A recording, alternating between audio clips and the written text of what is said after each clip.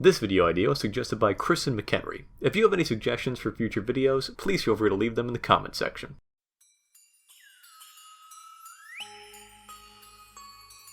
Since Dueling Dragons was an opening day attraction, its story is very closely connected with the park itself. So, in order to tell that story, let's take a trip back to the early 90s, or in other words, back when Universal was in the earliest planning stages for Islands of Adventure, their newest park. Since the beginning, they had a pretty good idea of what kind of attractions they wanted the park to host. One of the first ideas they came up with was a set of two different roller coasters that would both be part of the same overall attraction, and in that attraction, the two different coasters would essentially race with one another. Now, that idea of a racing coaster wasn't exactly new at the time. The earliest examples of a dual-track roller coaster can be traced all the way back to the mid-1930s when the Grand National first opened. Since then, that same concept had only been further improved upon, and by the late 90s there were already a few hundred more rides based off that same concept that were scattered all around the world. But the main difference between those rides and Universal's new concept was they wanted to give each track its own unique layout. So now, instead of having the two tracks essentially be mirrors of one another, they would instead split up and meet back at different points all throughout the ride, unlike any other racing or dual-tracked roller coaster that had come before it.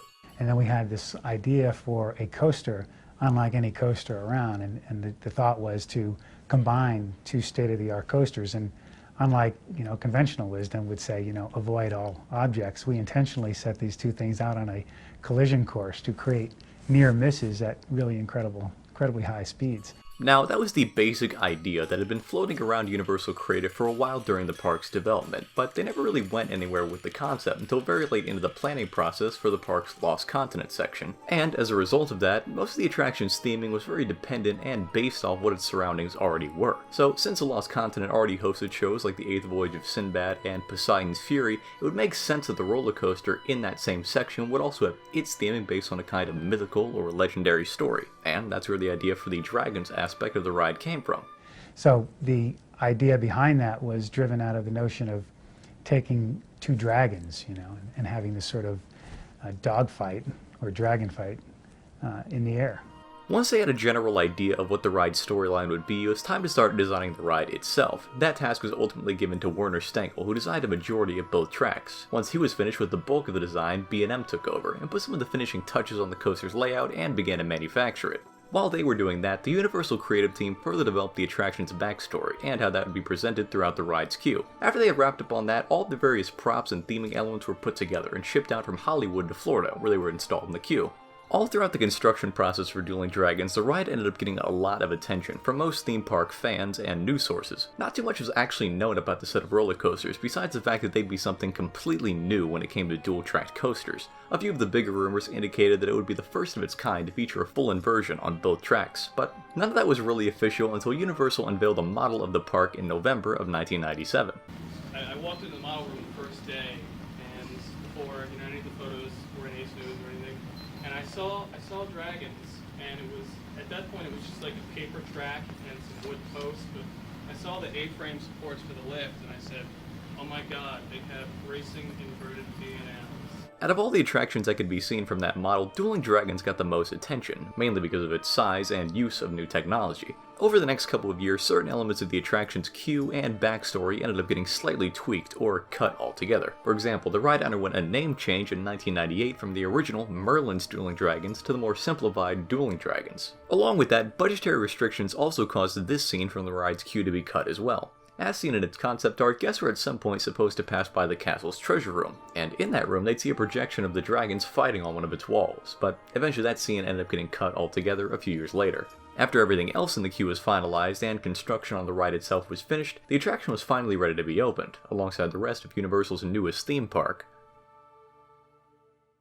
The grand opening for the new Islands of Adventure theme park is now set for May 28th.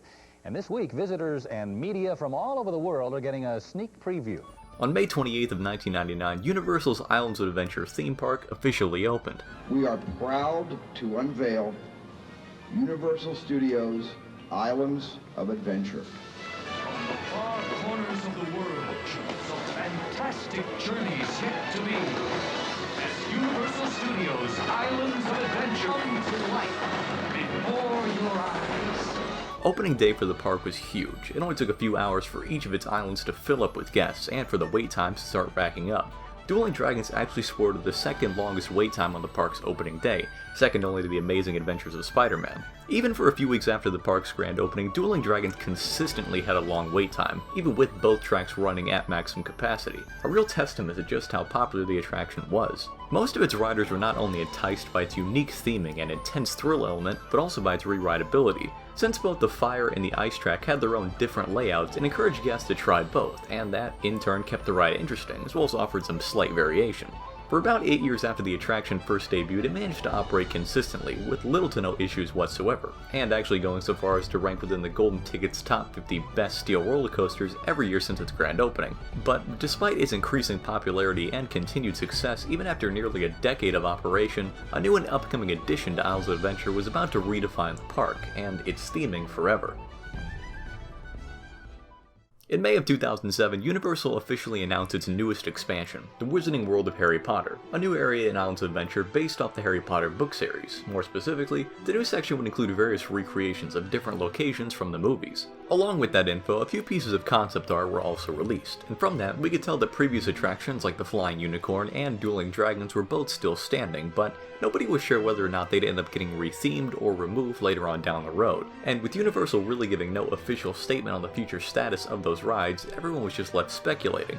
Shortly after that, in 2008, Universal announced that the set of roller coasters would indeed be rethemed and renamed to go along with the new Harry Potter theme, switching from the original Dueling Dragons into the new Dragon Challenge. A few months later, in 2009, the original entrance to the ride was closed off, and what used to be the ride's exit became its new entrance. After that, the original queue was dismantled, and all of the new theming elements for Dragon Challenge were installed in its place, but we'll talk specifics on that in a minute. The actual ride itself managed to operate for a few months afterwards, up until it officially closed on February 27th of 2010. Over the next 4 months, Universal further rethemed the attraction's queue, as well as repainted the coaster's tracks and train cars. But once they were finished with all that, the somewhat new Dragon Challenge was finally ready to be reopened. On June 18th of 2010, Dueling Dragons reopened its Dragon Challenge in the all-new Wizarding World of Harry Potter. The attraction for the most part very closely resembled its previous incarnation, with a few slight differences here and there, the most noteworthy being the ride's new queue. In the original version of the ride, the queue served a pretty big role in telling the story behind the attraction. A few different effects like Merlin's spellbook and the stained glass window explained how these two dragons had been fighting over the town of Merlinwood for years, only stopping to kill the occasional knight who attempted to slay them. The only man left in town after all this time is an old wizard by the name of Merlin, who warns us to turn back unless we want to meet the same fate as the aforementioned knights. As we progress further into the queue, we begin to see the remains of the dragon's victims, either burned or frozen, depending on whether it was the fire or ice dragon that killed them. Beyond that, and as we go deeper into the castle, we enter the catacombs, where we see thousands, and I do mean thousands, of human skeletons littered throughout the walls, all victims of the same dragons that we're about to face. As far as the queue goes, Dueling Dragons did a really good job creating a very sinister and creepy atmosphere for the attraction. I'd even go so far as to say it's a better low-light queue than the Mummy over at Studios. When the ride was converted into Dragon Challenge, just about all of the original queue elements were either changed or removed. For example, the ride's entrance. One of the most iconic things about it was changed completely. Originally, you were greeted by two giant dragons, frozen in what was essentially an eternal battle, and if that's not cool enough, if you stood in the right spot, you could actually see all the different points where the coasters would nearly miss one another, all lined up perfectly with the two dragon statues. Compared to that, the new entrance is a much more lackluster stone portal, with the words Dragon Challenge written on it. Beyond that, the forest, which previously served as the extended queue, still exists almost exactly as it did before, just now with the addition of a few new Triwizard flags and the Weasley's flying car from Chamber of Secrets. Along with that, the old castle facade still stands as well, just now with a lot more vegetation on it than before. As for what all was inside it, the first room with the stained glass window became a giant tent like the one seen in Goblet of Fire. Along with that, Merlin's spellbook also ended up getting replaced with the Triwizard Enchanted Cup, also seen in the Goblet of Fire. Other things like the dead knights and the skeletons in the catacombs were also taken out and replaced with more simplistic scenes like the Hallway of Endless Candles in place of the knights, and just a bunch of cave-like rock walls instead of the catacombs. Lastly, the notorious Choose Thy Fate sign was also removed and replaced by a set of two different signs that show the names of each dragon. But besides the changes made to its theming, the ride was still pretty much exactly the same as it had been before the retheme.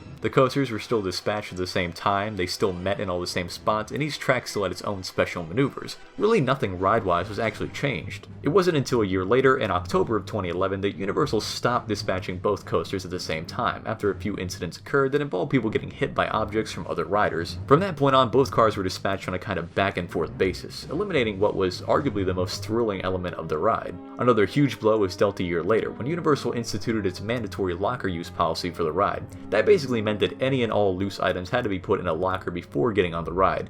Once again, this was in an attempt to kind of minimize the risk of items flying out of people's pockets and hitting other riders. In reality, all it really did was make even less people want to ride it than before, since now they not only have to wait in line for the ride itself, but also for a locker on top of that. For the next 6 years, the ride managed to operate on a mostly consistent basis, with no reported issues. That was until July of 2017, when Universal announced they'd be closing Dragon Challenge permanently to make way for a brand new Harry Potter attraction. Oh, happening today. Go ahead, get out there. It's your last chance if you want to ride the Dragon Challenge roller coaster at Universal's Islands of Adventure. But if you're looking for a thrill, you don't have to worry. There's a cool new attraction taking its place at the Wizarding World of Harry Potter. And of course, there's all kinds of stuff to do there today anyway. About a month later, and following a very sudden spike in rider attendance, Dragon Challenge closed forever on September 4th of 2017. In the following days, the attraction's signage was removed, and construction walls went up around its entrance. Along with that, the park's maps were also changed to no longer include the coasters as they began to deconstruct them. Details were, and still are, very scarce as to what exactly will be taking over for the ride, and we likely won't know anything else for a few more years, seeing as how the new attraction isn't set to open until 2019.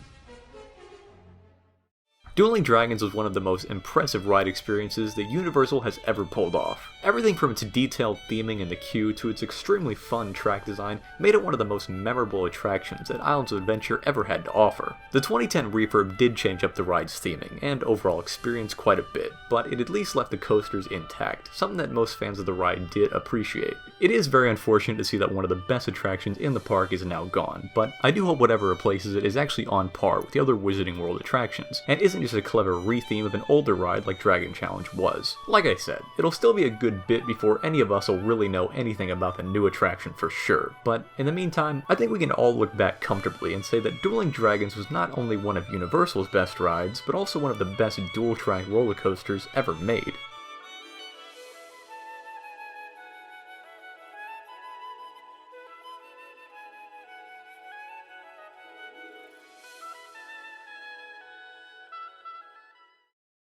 Until next time, remember the old saying, you can lead a horse to water, but you can't take it to the prom. Bye-bye now.